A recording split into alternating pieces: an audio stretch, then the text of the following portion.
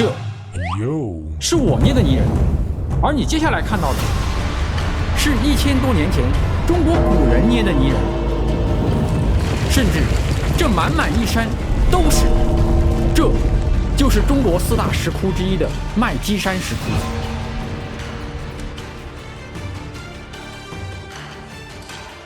在这里，神与人无限接近却无法触碰的手指，比米开朗基罗的创造亚当早了数百年；永驻人心的东方微笑，比达芬奇的蒙娜丽莎早了1000年。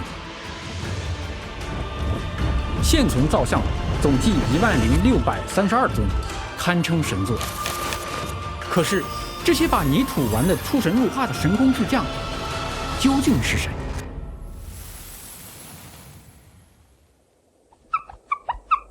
欢迎观看《星辰人所文明史诗》系列。我们现在来到了秦岭西段的一处余脉，大概在1600年前，来到这里的信众和僧侣，或许也是这样翻山越岭，只为找到一处天选之地。最终，在今天的甘肃天水，一座红色孤峰脱颖而出，因其山形如同农家的麦垛，得名麦积山。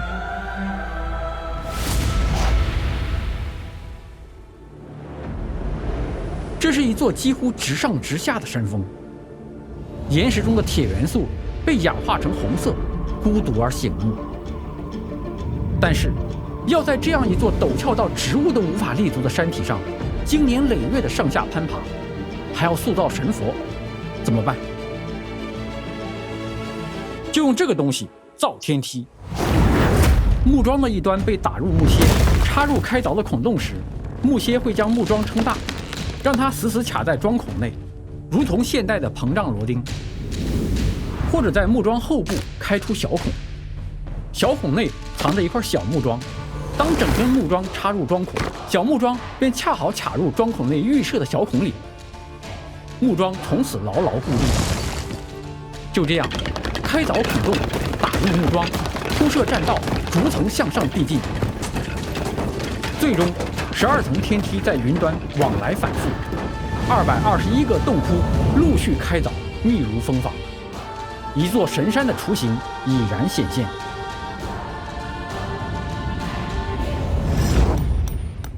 然而麦积山崖壁质地非常的粗糙疏松，我们轻轻一敲，里面的石块就会剥落，根本无法细致雕凿。怎么办呢？玩泥大师该登场。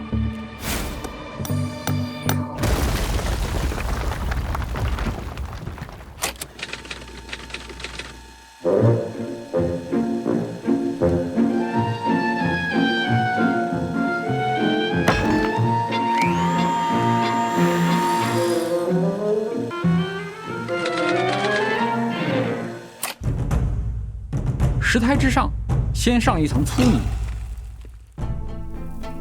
在其中混入秸秆或者芦苇，更便于挂泥。粗泥之上再上一层细泥，其中混入了麻丝，能在增加粘结性的同时，呈现更加细腻的效果。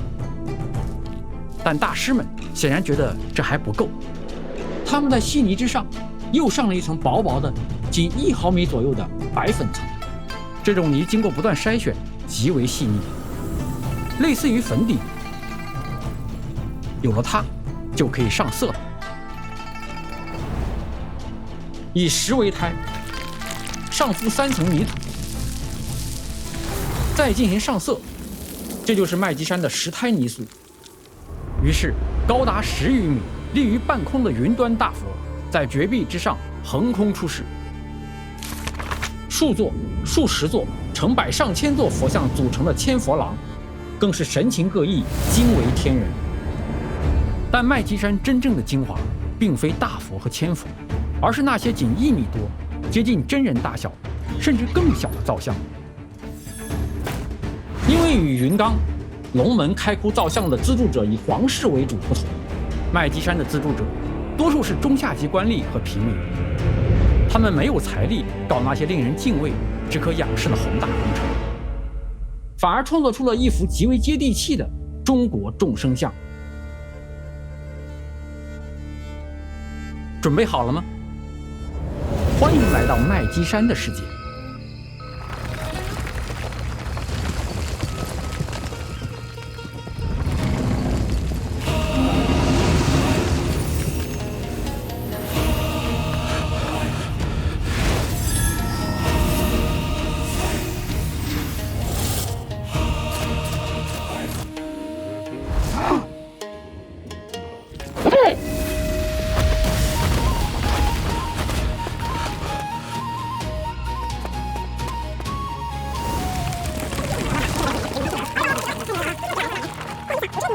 啥？太可怕了！哎呦，我的老腰，必须得揉揉。我胳膊一直这么端着，也早就太酸了。别吵，给佛祖上香时安静点。什么？如此多样的泥塑是怎么制作的呢？这是一束残损的佛像手臂，从中可以清楚地看到它内部的结构：木质骨架，外部上泥，中间的芦苇则有利于后续敷泥，稳定结构，称为木骨泥塑。而这是一身飞天，仔细看，它的脸、脚、手臂等皮肤露出的部分，竟然是一层薄薄凸起的泥层，人称薄肉塑，甚至历经千年也毫无裂纹，仿佛就要脱壁而出。哎，等等，既然用泥，为何不上模具？当然可以，如果能复原这个洞窟，你会看到上千个用模具复制的佛、菩萨、弟子和飞天，贴满了整个洞窟，如同满天神佛。这就是影塑。而我所在的这个窟，原名散花楼，8根石柱，7个洞窟彼此相连，10胎泥塑、木骨泥塑、薄肉塑、影塑，一应俱全。你以为这就是全部了吗？这才是真正的散花楼。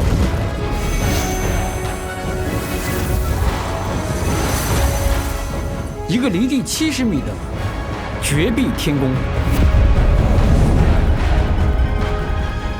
那么，创造这些的雕塑大师，就真的没有留下姓名吗？1982年，人们在修复麦积山东崖大佛时，意外地发现了一个藏于佛头之中的南宋定窑瓷碗。碗底的墨书题记，模糊地出现了一位工匠的名字——高振同。古代中国工匠的地位不高，但高振同显然不愿意就此被历史遗忘。他很可能在修补佛像的过程中，有意将调色的瓷碗留在了佛头中。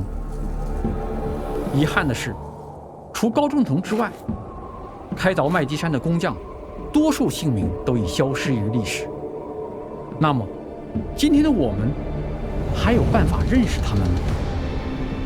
回到开头提到的那2个造像，这件泥塑是释迦牟尼成佛后第一次见到儿子，他不禁想要抚摸，手却永远悬在了空中。是收回手指，斩断尘缘，还是重温父子亲情？我更愿意相信是后者。这尊佛像的面容，有人推测是西魏皇后以服氏。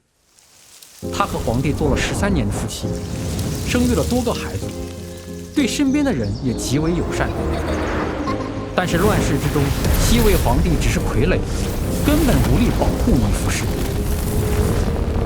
当背后势力强大的柔然公主嫁来西魏，皇帝先是被逼让以服氏出家，之后又赐死。人们显然不愿意让她就这样含冤而死，他们要让善良的人去往更美好的佛国。